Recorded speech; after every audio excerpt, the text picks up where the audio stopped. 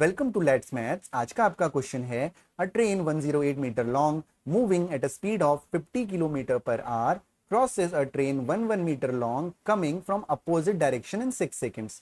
Right, the speed of the second train is 50 kilometre प्रति घंटा की गति से चलती हुई 108 मीटर लंबी एक रेलगाड़ी विपरीत दिशा से आ रही 112 मीटर एक लंबी रेलगाड़ी को 6 सेकंड में पार करती है, तो दूसरी रेलगाड़ी की गति क्या होगी।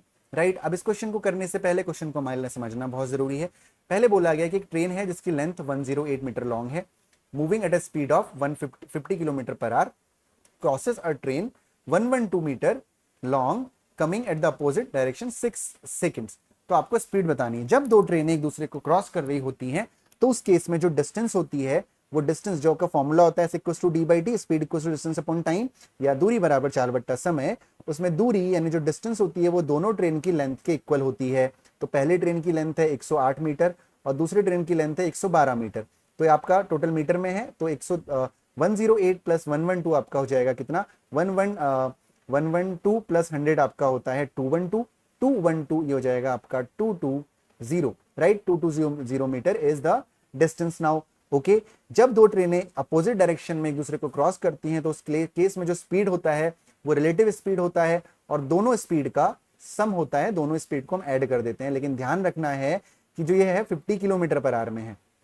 राइट, तो सबसे पहले हम 50 किलोमीटर पर आवर को चेंज कर लेंगे। तो 50 किलोमीटर पर आवर को मीटर पर सेकंड में चेंज के लिए क्या करना है, 50 इंटू 5/18, ये पहली ट्रेन की स्पीड हो गई। इसमें ऐड करना है हमें दूसरी ट्रेन की स्पीड जिसको हम एक्स एज्यूम कर रहे हैं। ओके, नाउ आपको टाइम गिवन है कि टाइम जो लग रहा है वो आपको 6 सेकंड्स का लग रहा है।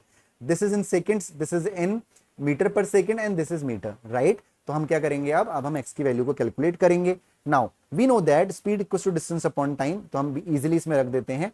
यानी स्पीड कितना है आपका 50 into 5/18 plus X, speed equals to distance यानी 220 upon time, it mean 6।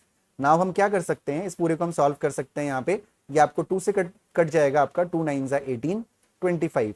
Right, अब आप x को इधर लेके जाइए और इसको इधर ले जाइए, तो ये x इक्वल टू आपका हो जाएगा 220 अपॉन 6 माइनस 25 5 जा 125 अपॉन 9। ठीक है, तो x की वैल्यू हो जाएगी आपकी, एलसीएम हो जाएगा 18, 6 3 जा 18, तो 3 2 जा 6, 3 2 जा 6 0, माइनस 9 2 जा 18, तो 125 2 जा 250।